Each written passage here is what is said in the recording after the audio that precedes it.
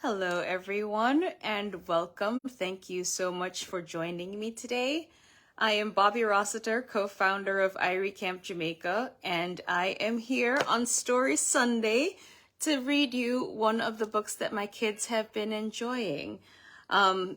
We are going to be reading Likkle Miss Lou, a story about a Jamaican author, Louise Bennett, and my cat has decided to join because, of course, that's what cats do. It's just like I'll be here having a regular old conversation and she's nowhere to be seen, but I start talking on a camera and she shows up. This is Isa. Say hi, Isa. But yeah, before I get into the story, I wanted to teach you a little expression or a word, and that's something that we'll bring every time we do a story, give you a little piece of Jamaica extra. And so the phrase that I'm going to teach you today is take it easy. Take it easy is basically the Jamaican way of saying take it easy, literally. You know, relax, don't stress so much. It's all chill, take it easy. So you want to tell somebody to chill out? You can Jamaican, you can say take it easy. So that's your phrase for today. Now, I'm going to start the story. Likkle Miss Lou. Funny enough, I got this book on Amazon, so you can always jump on Amazon and add to your little Jamaican library. But I'll get started now with Likkle Miss Lou, how Jamaican poet Louise Bennett Coverley found her voice. It's written by Nadia Hohn, and it's a really, really good one because I do believe that kids need to find their voices. So we do help our little Irie kids to find their own voices and stand up for themselves and for what's right. And so here we go, jumping into Likkle Miss Lou. You'll find that the story wonderfully crafts English as well as some of the Jamaican dialect, which is patois. The story wonderfully crafts both of those, so you're switching codes and it gives you a little bit more of that Jamaican feel. Louise Bennett loved words. She played with them. She ate them up for breakfast, served with roasted breadfruit, ackee, and saltfish. She swallowed each word whole. When it came to speaking, Louise's words got stuck in her throat, but she found a way to unlock them. Her pen was the key and her notebook the door. There are the words. Louise is just eating them up. The illustration in this book is also really, really authentically Jamaican. It's done by Eugene Fernandez, and looking at it, it definitely brings me back to my childhood. But anyway, we continue.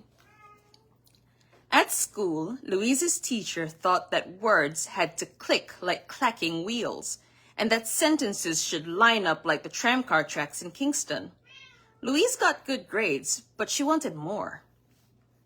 So there's a letter in here now where she got an A because her writing was really good. And it reads, May 1, 1928. That seems like a long time ago. I wished that I could be a poet great and with my pen trace paths of peace and harmony for the uncertain minds of men. That was Louise in 1928. Here you can see the tram cars all lined up like the teacher thought the sentences should be lined up. Each day she passed the men working on the Kingston streets, weary and glistening in the broiling heat. They heaved and huffed, filling the sides of the dirt road in a rhythm. Hilangoli Rider! Have you ever heard that song? It's a fun one. I'll give you a little piece. All right. Hilangoli Rider, Hilangoli. Hilangoli Rider, Hilangoli. And I bend down, low down, Hilangoli. And I bend down, low down, Hilangoli. That was the sound that Louise heard, the pattern of the sounds that the men were making as they were working. Just like you said, music. The words were just musical.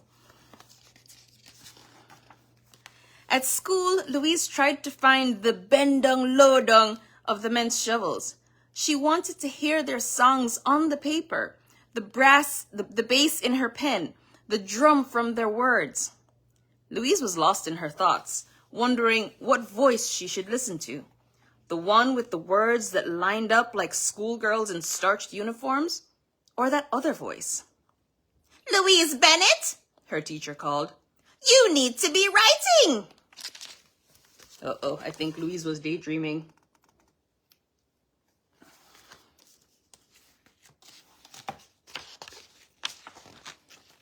One day, Louise got on a crowded tramcar to go to the picture show.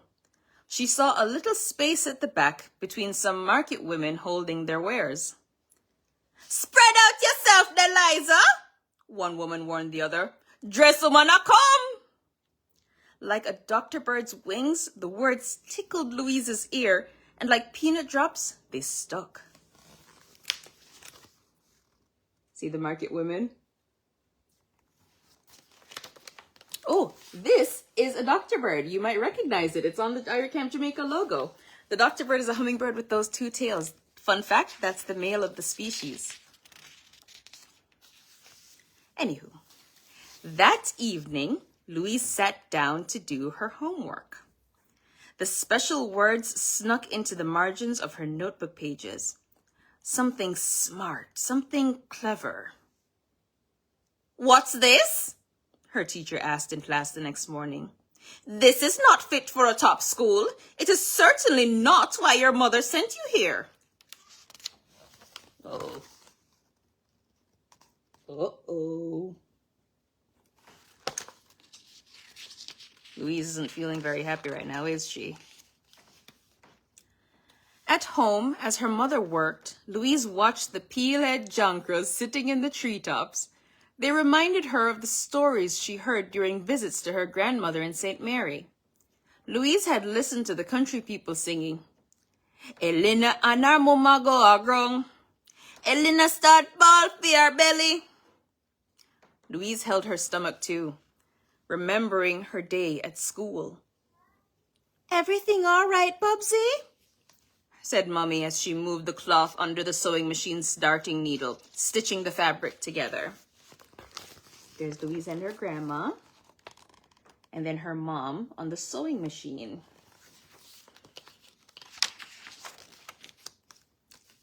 That night, Louise heard the door creak open and clang shut. The teacher lady was leaving as the higgler lady came in. A higgler, by the way, is a market vendor. Their words danced through the walls lively, and Louise's ears perked up. "Good evening, Mrs. Robinson. I must say, I love this silhouette."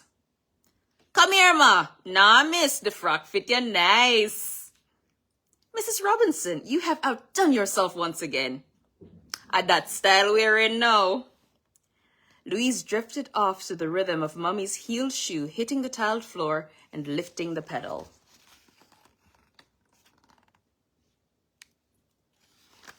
You see how Louise, just the words are always just there for Louise? It's amazing.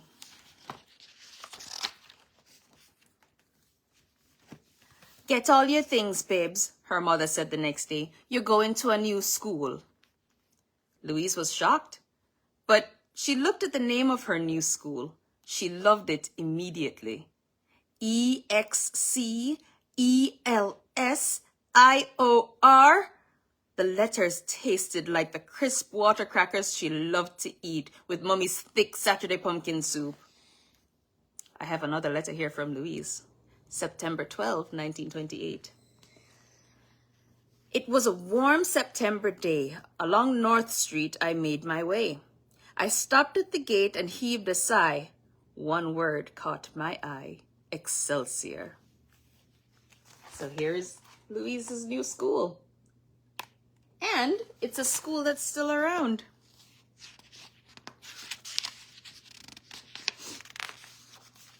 At Louise's new school, teachers encouraged students to memorize poems. Then, on Friday afternoons, they recited them aloud. Louise thought of speaking in front of her new friends and teachers, and she panicked. The words lodged in her throat again. Does that ever happen to you? Do you ever have stage fright? Where you want to say something out in public, but then the words just get stuck, you can't find them, they won't come out? When it was finally her turn, Louise remembered the ladies on the bus. They were funny and chatty, bold and confident. She opened her mouth. "Spread out yourself, Deliza. Dress woman a come. She see the little space side away. I want poke herself in there. Pray out now, girl. She come. No space in you at all. What make you fool, so Liza? Pray out yourself now, girl. Louise waited. Did her classmates hate it? Would they think she didn't know how to talk right? Would her new teacher scold her? Here she is. Instead, her classmates roared and laughed and clapped. Her teacher, Mr. Powell, even smiled. Everyone begged her to recite more, and she did.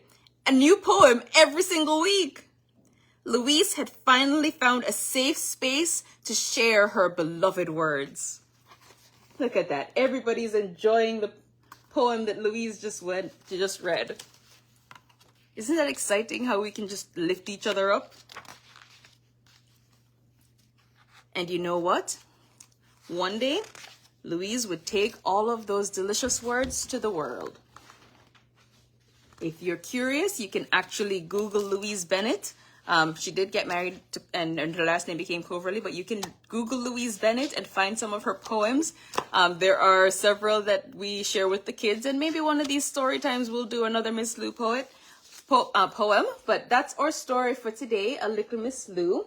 I do have a couple of announcements. We are bringing Irie Camp Jamaica back this year. I've got my vacation mode shirt on because I am so excited. I actually just got back from the island, finalizing things for camp, and yeah, get ready. It's just like I am so excited. But one other thing, I wanted to give you a proverb, because Jamaicans, we have enough proverbs, because there's a saying for everything. There's a saying for everything. And the one I want to leave you with today is one cocoa full basket. One cocoa full basket. And that one is basically to say that don't expect that you'll be successful overnight. It takes time, it takes work to achieve that success. So every little thing that you do today contributes to that success that you're working towards. So remember, one cocoa full basket, and take it easy. Until next time, bye.